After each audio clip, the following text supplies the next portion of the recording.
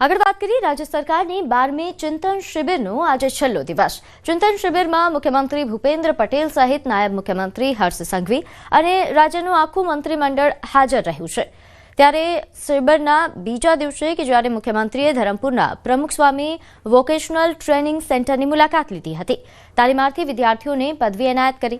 રાજ્યના નાણામંત્રી કનુ દેસાઈની સાથે સ્વામિનારાયણ સંસ્થાના સંતો પણ ઉપસ્થિત રહ્યા હતા। મુખ્યમંત્રીએ પોતાના સંબોધનમાં પ્રમુખ સ્વામી મહારાજને શાંતિ, પ્રેરણા અને કરુણાના સંદેશ વાહક ગણાવ્યા।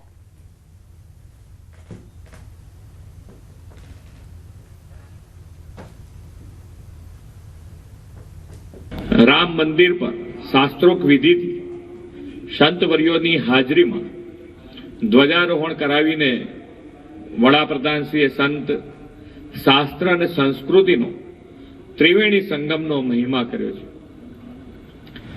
पूज्य प्रमुख स्वामी महाराज पण एवी त्रिवेणी शांति, प्रेम, करुणाना सद्गुणों ने संदेश समग्र विश्व में फैलाव्यो छे। રાજ્યના મંત્રીઓએ માણ્યો ઉંબાડિયાનો સ્વાદ। વલસાડના ધરમપુરમાં મંત્રીઓએ ઉંબાડિયા પાર્ટીમાં હાજરી આપી।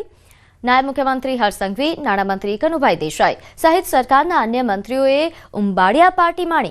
હર્ષ સંઘવીએ પાર્ટીમાં ઉંબાડિયું પણ પીરસ્યું હતું। વલસાડ જિલ્લાની જાણીતી વાનગી છે ઉંબાડિયું। ધરમપુરમાં ચાલી રહેલી સરકારની ચિંતન શિબિરમાં તેમના મંત્રીઓ તમામ હાજર રહ્યા હતા અને તેમના દ્વારા ઉંબાડિયું પાર્ટી કરવામાં આવી।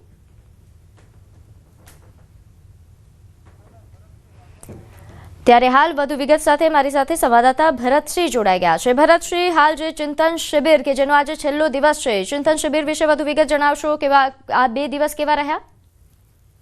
जी बिल्कुल, छेल्ला 3 दिवसीय चिंतन शिबिरनो आज त्रीजो दिवस है। अंतिम दिवसे बपोर बाद से समापन थशे, जेमां राज्यना मुख्यमंत्री भूपेन्द्रभाई पटेलनी साथे नायब मुख्यमंत्री हर्ष संघवीनी सहित आखू प्रधानमंडळ छे ए पण उपस्थित रहेशे। आपने जणावी दीए के 27 तारीखथी आ चिंतन शिबिरनी शरूआत थई हती। त्यारबाद 3 दिवस सुधी सतत सवारथी सांज सुधी विविध सेशनो योजाता, जेमां पर्यावरणने लगता साथे हरित ऊर्जानी साथे सामूहिक आरोग्य छे, आवा अलग अलग विषयों पर छे दिवस दरमियान छे विविध सेशनो योजाता, चर्चा थती, चर्चा विचारणा थती अने सेमिनारो योजाता हता।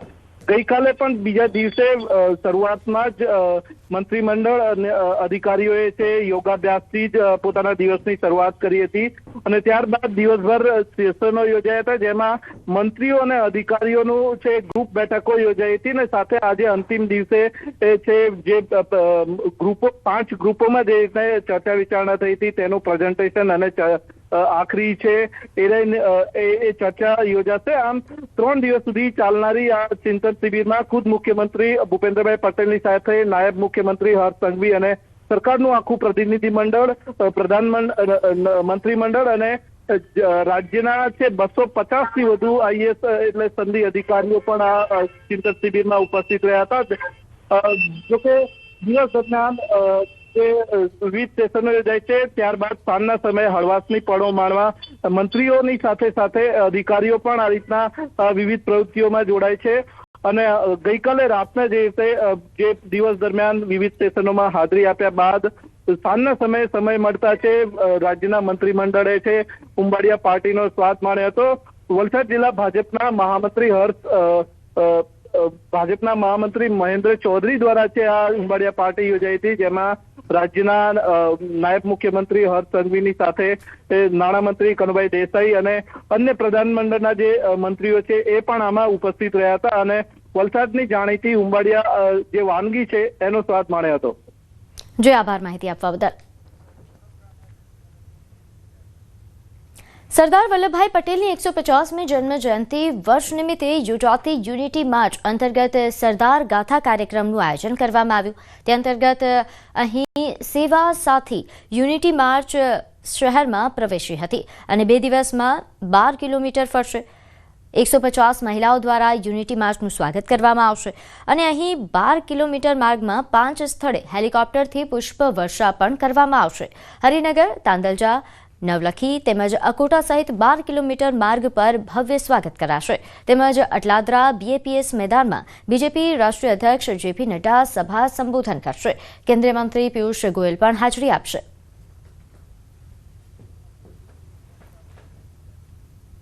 તો ગીર સોમનાથમાં ઉનામાં પોલીસ કર્મીની ઘોર બેદરકારી સામે આવી। ઉના કોર્ટ બહાર કારમાંથી ગન મળી આવી। કાળા કલરની થારમાં ગન હોવાથી દોડધામ મચી ગઈ। કાર ધર્મેન્દ્રગીરી ગોસ્વામી નામના વ્યક્તિની નીકળી અને ધર્મેન્દ્રગીરી ગોસ્વામીને હાઈકોર્ટ દ્વારા હથિયારી ગાર્ડનું પ્રોટેક્શન આપવામાં આવેલું છે। કારમાં રહેલ 9 mm કાર્બાઇન ગન પોલીસકર્મીની હતી, જ્યારે પોલીસકર્મી ગેરહાજર મળી આવ્યો। હાલ ગેરલાયક પોલીસકર્મી પર પગલાં લેવાની તપાસ અને આ અંગે જાણવા જોગ ઉના પોલીસ સ્ટેશનમાં ફરિયાદ દાખલ કરવામાં આવી છે। થાર ગાડીમાં એક વેપન પોલીસનું પડેલું હતું, જે થાર ગાડીની તપાસ કરતો આ ગાડી ધર્મેન્દ્રગીરી ગોસ્વામી નામના વ્યક્તિની હતી। આ ધર્મેન્દ્રગીરી ગોસ્વામીને નામદાર હાઈકોર્ટના આદેશ મુજબ પોલીસ પ્રોટેક્શન આપવામાં આવેલું છે હથિયારી ગાર્ડ સાથે। એટલે આ બંદૂક પોલીસની હોય એવું જણાઈ આવ્યું। ત્યાં પોલીસની હાજરી જણાઈ આવેલી નહીં, જેથી પોલીસની ગેરહાજરી બાબતે અને પોલીસ આ બાબતનો જવાબદાર કર્મચારી કોણની નિષ્કાળજી છે એ બાબતે તપાસ કરવા સારું હાલમાં ઉના પોલીસ સ્ટેશન ખાતે જાણવા જોગ દાખલ કરવામાં આવેલી છે। તો રાજકોટમાં એસઆઈઆરની કામગીરી વચ્ચે બીએલઓની ઓડિયો ક્લિપ વાયરલ થઈ રહી છે।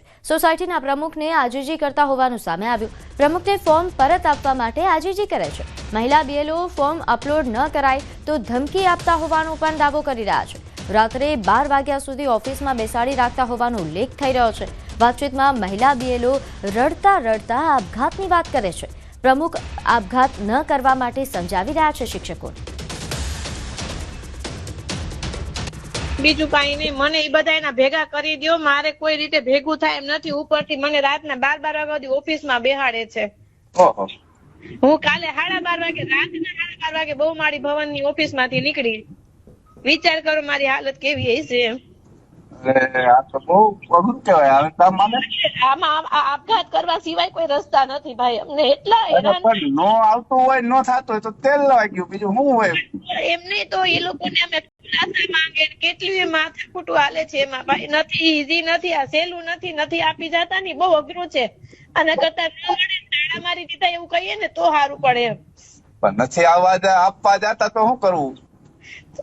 મેસેજ મૂકી દઉં હજી પાછો અત્યારે કે ભાઈ તમારે તાત્કાલિક બધા ફોર્મ મારા ઘરે જમા કરો।